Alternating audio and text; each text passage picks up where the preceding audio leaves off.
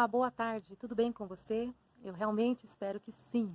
Eu gostaria de começar a meditação de hoje deixando um versículo aqui que diz assim: toda a escritura é inspirada por Deus e proveitosa para ministrar a verdade, para repreender o mal, para corrigir os erros e para ensinar a maneira certa de viver. Este versículo está em 2 Timóteo, capítulo 3, versículo 16. Com esta palavra em mente, nós vamos a 1 Reis, capítulo 13, e ali conta a história de um rei chamado Jeroboão.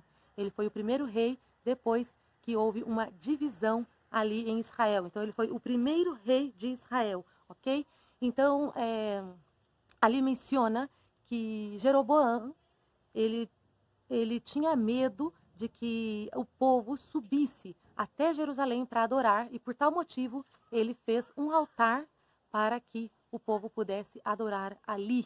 E isso foi mal aos olhos de Deus. Ele construiu 2 bezerros, menciona a palavra de Deus, e para o povo adorar ali, simplesmente porque ele tinha medo de perder o reinado, né? Se as pessoas subissem para adorar em Jerusalém, ele ficou com receio, com medo de perder o reinado, então ele fez 2 bezerros ali de ouro, para as pessoas pudessem adorar ali mesmo. E isso desagradou o coração de Deus, né? Nós sabemos que Deus se desagrada da idolatria. O assunto é o seguinte, que veio um homem, que a Bíblia chama de homem de Deus, para dar um recado para esse rei, pois ele estava atuando de uma maneira errada, ok? Então, esse homem chega, dá um recado para o rei Jeroboão, e o rei fala no momento, prendei-o. E quando o rei Jeroboão, ele estende as mãos, na mesma hora a mão dele fica ressecada, ok? Essa é a história, vamos lá. E logo após isso, ele pede para o homem de Deus orar por ele, para que se restitua a mão. E assim realmente acontece. A mão do rei é restituída, e é aqui que nós vamos entrar no tema de hoje, ok? Por isso que o título desse vídeo é Não terceirize suas decisões, ok? Não terceirize as suas decisões. Então, o que aconteceu ali, ok? Uma vez que a mão do rei é restituída, então o rei fala assim para o homem de Deus. Esse está no versículo 7. Vem comigo à minha casa e conforta-te, e dar-te-ei um presente. Porém, o homem de Deus disse ao rei: ainda que me desses metade da tua casa, não iria contigo, nem comeria pão, nem beberia água neste lugar. Porque assim me ordenou o Senhor pela sua palavra, dizendo: não comerás pão, nem beberás água, e não voltarás pelo caminho onde foste. Ok? Então, o homem de Deus, ele estava claro do que ele deveria fazer. A pergunta aqui é a seguinte: ele era ou não um homem de Deus? Ele sim, ele era um homem de Deus. A Bíblia o denomina assim, né? O chama assim. Ele realmente era um homem de Deus e ele realmente estava claro daquilo que ele não deveria fazer. Ok? Mas, se a gente continua lendo esse capítulo, diz o seguinte, que morava em Betel um profeta velho. E vieram seus filhos e contaram-lhe tudo o que o homem de Deus fizera aquele dia em Betel e as palavras que dissera ao rei. E disse-lhe seu pai: por que caminho se foi? E vieram seus filhos, e viram seus filhos o caminho por onde fora o homem de Deus que viera de Judá. O que acontece é que ele pede um jumento e vai até onde estava este homem de Deus, ok?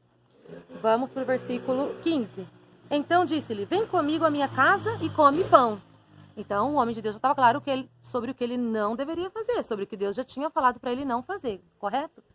Porém ele disse: não posso voltar contigo, nem entrarei contigo, nem tampouco comerei pão, nem beberei água neste lugar.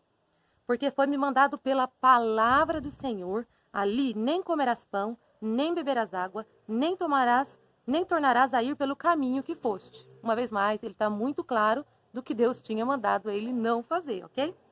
E o que aconteceu ali no 18?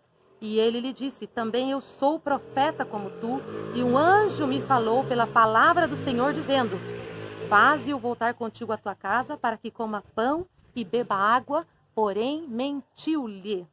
Ok? E voltou ele e comeu pão em sua casa e bebeu água. Ele já havia desobedecido um mandado de Deus ali. Ele já tinha descumprido aquilo que Deus falou para ele, ok?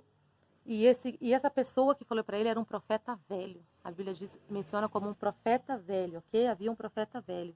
E sucedeu que, estando eles à mesa, a palavra do Senhor veio ao profeta que o tinha feito voltar, e clamou ao homem de Deus que viera de Judá, dizendo: assim diz o Senhor, visto que foste rebelde à boca do Senhor, e não guardaste o mandamento que o Senhor, teu Deus, te mandara, antes voltaste, e comeste pão, e bebeste água no lugar que te dissera, não comerás pão, nem beberás água, o teu cadáver não entrará no sepulcro de teus pais.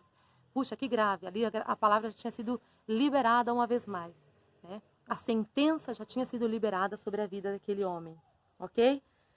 Se a gente continua, e sucedeu que depois que comeu pão e depois que bebeu água, albardou ele o jumento para o profeta que fizera voltar. Foi-se, pois, e um leão o encontrou no caminho e o matou. E o seu cadáver estava lançado no caminho, e o jumento parado junto a ele, e o leão estava junto ao cadáver. Ou seja, o leão basicamente foi ali destinado para matar aquele homem, né? Que havia sido rebelde à palavra de Deus, que havia descumprido o que Deus tinha mandado ele fazer. Então a pergunta aqui é a seguinte: ele estava claro do que ele deveria fazer por parte de Deus? Sim, ele estava claro. Mas nesse meio termo entra um homem chamado um profeta velho e dá uma outra mensagem, né? Se a gente vai ao Novo Testamento, a Bíblia fala que se ainda que um anjo nos pregue outro evangelho, nós não devemos aceitar, devemos ficar com a palavra de Deus, amém? Então o que eu quero falar aqui para você com isso?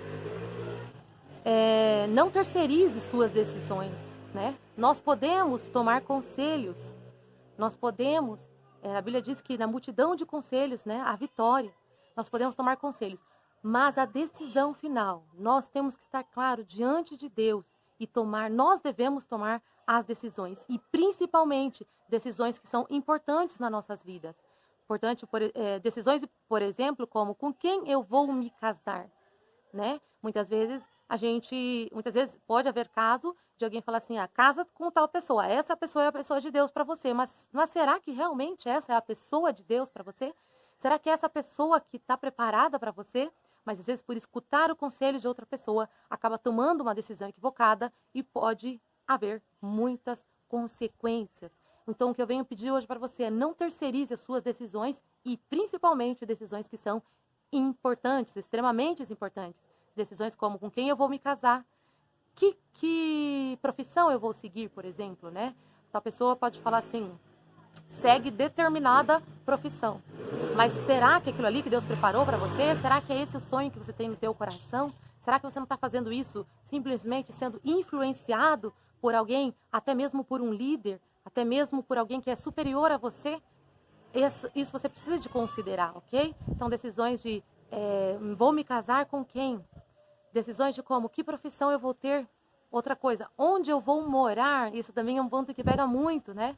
Às vezes as pessoas falam assim: eu não sei onde que eu moro, e muitas vezes acabando sendo influenciado por alguém, decide viver em determinado lugar. Mas qual é o lugar que você tem no teu coração? Que lugar que Deus te mostrou?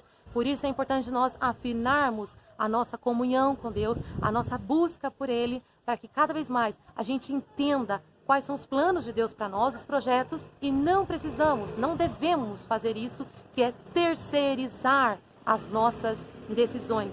Claro que eu entendo que muitas vezes há pessoas que estão debaixo de um ministério específico e a liderança decide que essa pessoa ela vai ir para determinado lugar para fazer um determinado tipo de trabalho, de missões, e essa é uma outra situação, né? Um outro caso. Mas eu estou falando aqui de nós não ter essa capacidade de terceirizar as nossas decisões, de deixar as nossas decisões para que outras pessoas vejam como que vai ser. Não, nós precisamos de decidir aquilo que nós queremos, pedir em oração. A Bíblia diz que se alguém tem falta de sabedoria, peça a Deus, porque Ele dá, ok?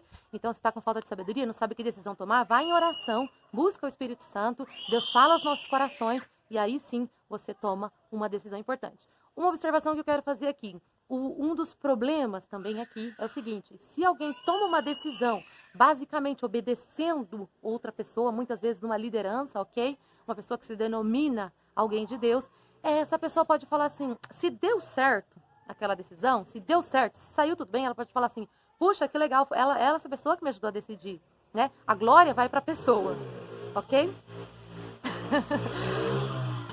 Hoje resolveu passar uma moto aqui que tá, vai e vem, mas vamos continuar, amém? Agora, se a decisão, ela dá errado, a primeira pessoa que a gente vai também é naquela pessoa, a gente vai culpar aquela pessoa pela decisão errada que nós tomamos. Então, gente, é importante nós irmos em oração e diante de Deus, nós mesmos tomarmos as nossas decisões. É claro que também se necessita flexibilidade, tem gente que está casado e, eu vou tomar minha decisão porque eu sei o que eu vou fazer da minha vida. Mas tem um cônjuge, tem que ver com ele, tem que coordenar os dois, ok? Entre si, esse é um ponto a observar. E por último, eu gostaria de falar que faz um pouco de tempo já atrás, eu fui pedir um conselho, né, para o meu líder espiritual, o pastor aqui da minha igreja, e ele falou, Priscila, a decisão eu não posso tomar por você, você tem que tomar. Eu achei aquilo ali muito legal e eu gostaria de falar isso para você. A decisão ninguém pode tomar por você. Você precisa de tomar as decisões da sua vida, estar convictos daquilo que Deus colocou no teu coração, ok? Não se esqueça de meditar nessa palavra de 1 Reis, capítulo 13, que teve consequência muito grave para aquele homem que era um homem de Deus, mas que desobedeceu à voz de Deus. Amém? Que Deus abençoe e guarde a sua vida em nome de Jesus.